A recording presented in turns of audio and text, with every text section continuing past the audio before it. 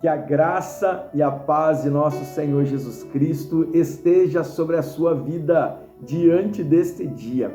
Hoje, dia 19 de setembro, e estamos nós neste mês de setembro numa campanha de oração, jejum e palavra. E eu quero compartilhar contigo o livro de Atos, capítulo 5, que diz assim: um homem chamado Ananias, juntamente com Safira, sua mulher, também vendeu uma propriedade. Ele reteve parte do dinheiro para si. Sabendo disso, sua mulher e o restante levou aos pés dos apóstolos. Então Pedro perguntou: Ananias, como você permitiu que Satanás enchesse o seu coração a ponto de você mentir ao Espírito Santo e guardar para si uma parte do dinheiro que recebeu nessa propriedade? Ela não lhe pertencia, e depois de vendida, o dinheiro não estava em seu poder? O que levou a pensar em fazer tal coisa? Você não mentiu aos homens, mas sim a Deus. Ouvindo isso, Ananias caiu e morreu. Grande temor apoderou-se de todos os que ouviram o que tinha acontecido. Então os moços vieram, envolveram-no seu corpo, levaram-no para fora e o sepultaram. Cerca de 3 horas mais tarde, entrou sua mulher, sem saber o que havia acontecido. Pedro lhe perguntou: diga-me, foi esse preço que vocês conseguiram pela propriedade? Respondeu ela: sim, foi esse mesmo. Pedro lhe disse: por que vocês entraram em acordo para tentar o Espírito do Senhor? Veja, estão à porta aos pés dos que sepultaram seu marido, e eles a levarão também. Naquele mesmo instante, ela caiu aos pés dele e morreu. Então os moços entraram e, encontrando-na morta, levaram-na e sepultaram ao lado de seu marido. Grande temor apoderou-se de toda a igreja e de todos os que ouviram a falar desses acontecimentos. Os apóstolos realizavam muitos sinais e maravilhas entre o povo. Todos os que creram costumavam reunir-se no pórtico de Salomão. Dos demais, ninguém ousava juntar-se a eles, embora o povo os tivesse em alto conceito. Em número de cada vez maior, homens e mulheres criam no Senhor. Eles cercavam todos os momentos, de modo que o povo também levava os doentes às ruas e colocava em camas e macas, para que pelo menos a sombra de Pedro se projetasse sobre algum enquanto passava. Afluem também multidões das cidades próximas a Jerusalém, trazendo seus doentes e os que eram atormentados por espíritos imundos, e todos eram curados. Então o sumo sacerdote e todos os seus companheiros, membros do partido dos saduceus, ficaram cheios de inveja. Por isso mandaram prender os apóstolos, colocando numa prisão pública. Mas durante a noite, um anjo do Senhor abriu as portas do cárcere e levou-os para fora. Ele disse: dirijam-se ao templo e relatem ao povo toda a mensagem desta vida. Ao amanhecer, eles entraram no pátio do templo, como haviam sido instruídos, e começaram a ensinar o povo.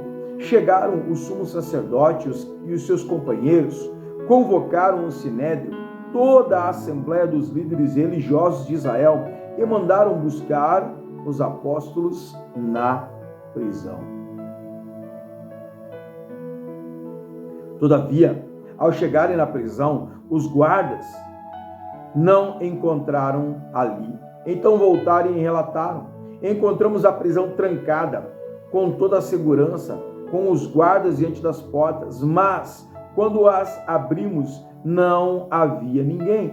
Diante desse relato, o capitão da guarda do templo e o chefe dos sacerdotes ficaram perplexos, imaginando o que teria acontecido. Neste momento, chegou alguém e disse: os homens que os senhores puseram na prisão estão no pátio do templo, ensinando o povo. Então, indo para lá com os guardas, o capitão trouxe os apóstolos, mas sem uso de força, pois temiam que o povo os apedrejasse.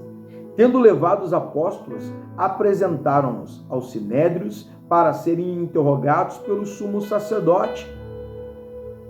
E que lhes disse: demos ordens expressas a vocês para que não ensinassem neste nome.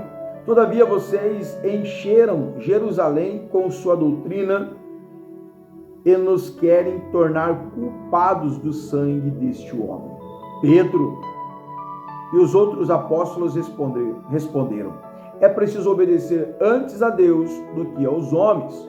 O Deus dos nossos antepassados ressuscitou Jesus, a quem os senhores mataram, suspenderam no madeiro. Deus o exaltou, colocando à sua direita como príncipe e salvador, para dar a Israel o arrependimento e perdão dos pecados.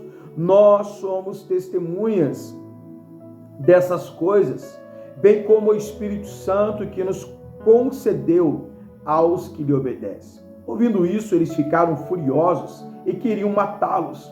Mas um fariseu chamado Gamaliel, mestre da lei, respeitado por todo o povo, levantou-se no sinédrio e pediu que os homens fossem retirados por um momento.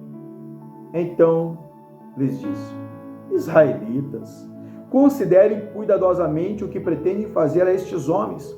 Há algum tempo apareceu Teudas, reivindicando ser alguém. Há cerca de 400 homens se juntaram a ele. Ele foi morto. Todos os seus seguidores se dispensaram e acabaram em nada. Depois dele, nos dias do recenseamento, apareceu Judas, o Galileu, que liderou um grupo em rebelião. Ele também foi morto e todos os seus seguidores foram dispersos. Portanto, nesse caso, eu lhes aconselho: deixe esses homens em paz e soltem-nos. Se o propósito ou atividades deles forem origem humana, fracassará. Se proceder de Deus, vocês não serão capazes de impedi-los, pois se acharão lutando contra Deus. Eles foram convencidos pelo discurso de Gamaliel.